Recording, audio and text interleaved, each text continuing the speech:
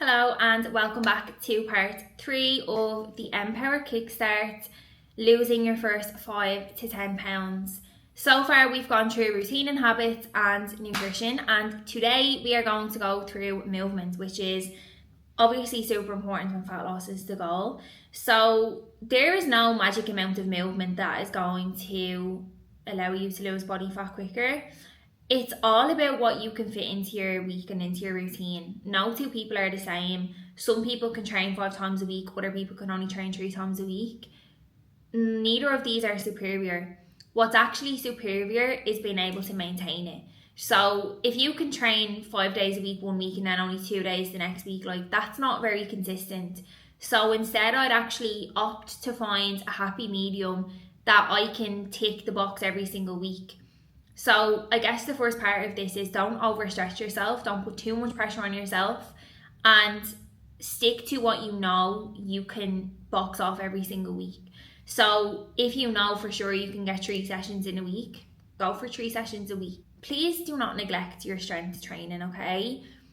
Yes, cardio is super important for fat loss and it has its place, but cardio is not the be all and end all.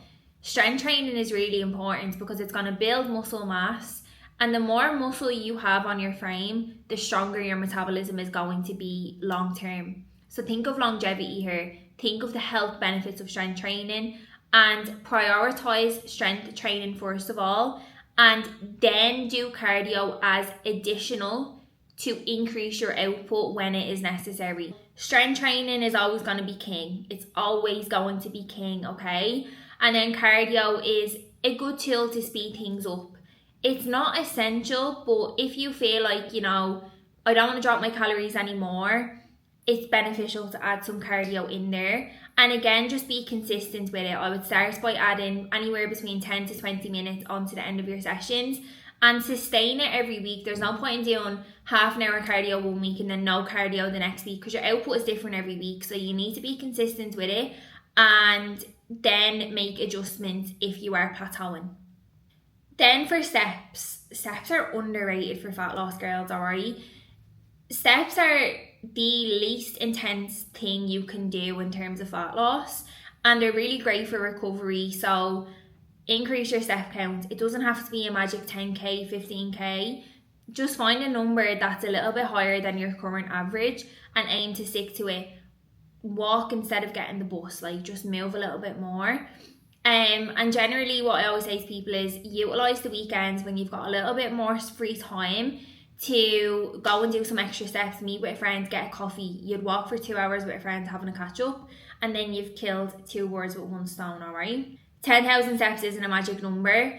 I would just aim to get 1,000 or 2,000 extra steps above my current daily average. So if my current average was let's say 7,000, I would aim to get 8 or 9 and then I might build it. So that is your steps.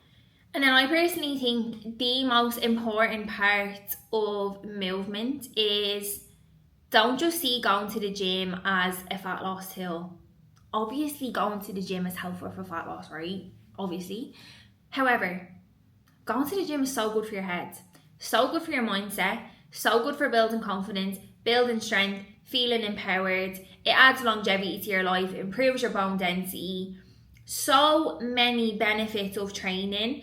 And if you only see training as, I have to do this because I want to lose weight, you're always going to create the link of the gym being almost like a chore. Whereas if you can see it as a place that you go, that's your happy, safe space for you to feel strong, empowered, confident, it's actually going to be an outlet for you as opposed to something that you have to do. And when something is an outlet, results will skyrocket because you'll be way more consistent with it. So see it as something that you get to do, not something that you have to do. And realise that being in the position where you can actually change your physique, where you can move your body, where you're healthy enough to do that, is actually such a privilege. So do not take it for granted, because there are a lot of people that would wish to be in your shoes. So embrace it and choose to take care of your health, because you have this one body for the rest of your life and moving it is so important. That is part 3. Tomorrow we are going to come back and we are going to chat a little bit more about stress. which is going to be really important. So stay tuned for tomorrow, and if you have any questions about anything we've done so far, please just let me know. But thank you for tuning in. Have a gorgeous day wherever you are, and I will see you in part 4.